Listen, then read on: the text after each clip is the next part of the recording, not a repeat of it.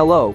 And welcome to Talk US News and Politics, where you regularly get updated with the latest on American politics. Please ensure to subscribe to the channel and like the video. Former President Donald Trump appears to be losing influence over the investigation by the House Select Committee probing the attack against the U.S. Capitol on January 6, 2021, and the events surrounding that day. Hundreds of Trump supporters stormed the federal legislative branch of government a little more than 15 months ago in an apparent effort to disrupt the formal certification of President Joe Biden's Electoral College victory in a joint session of Congress. The violent assault came after Trump lied for months about the 2020 election results, claiming Biden only won through widespread voter fraud. Just ahead of the attack, then-President Trump urged his supporters to fight like hell to save their country.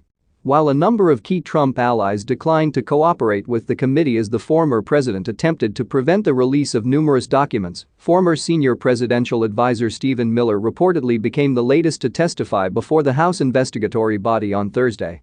Miller's cooperation came after the former president's eldest daughter and ex-White House advisor Ivanka Trump testified last Tuesday.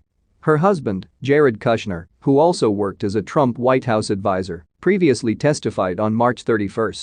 Two sources told the Associated Press that Miller would testify before the House committee on Thursday, although it was not clear whether this would be in person or virtual. A source also confirmed to The Guardian that Miller would testify. Miller's testimony is a dramatic about-face after he resisted a subpoena issued by the committee in November. The Guardian reported that the former Trump aide's decision was likely prompted by the House's vote last week to hold fellow administration officials Peter Navarro and Dan Scavino in contempt after they disregarded subpoenas. Previously, Trump sought to argue that his administration's documents as well as officials were covered by executive privilege and could not be forced to testify before the committee. The Supreme Court, which leans 6-3 conservative, in January denied a motion filed by Trump's attorneys to prevent the National Archives from turning over White House materials to the investigators. Ivanka Trump and Kushner testified before the committee voluntarily, without being subpoenaed. Representative Liz Cheney, a Wyoming Republican and staunch critic of the former president who is the vice chair of the Select Committee, told CNN on Sunday that Ivanka Trump's interview was helpful. Certainly, her testimony was helpful, Cheney said, as has been the testimony of many hundreds of others who have appeared in front of the committee. The former president's daughter testified for about 8 hours before the group of lawmakers. She came in on her own. That has obviously significant value, Representative Benny Thompson, a Mississippi Democrat who chairs the Select Committee, told reporters last week. Thompson said the former president's daughter was answering questions. Democratic lawmakers on the Select Committee previously spoke positively about Kushner's cooperation as well. Representative Elaine Luria, a Virginia Democrat on the committee, told MSNBC the conversation with Kushner was really valuable.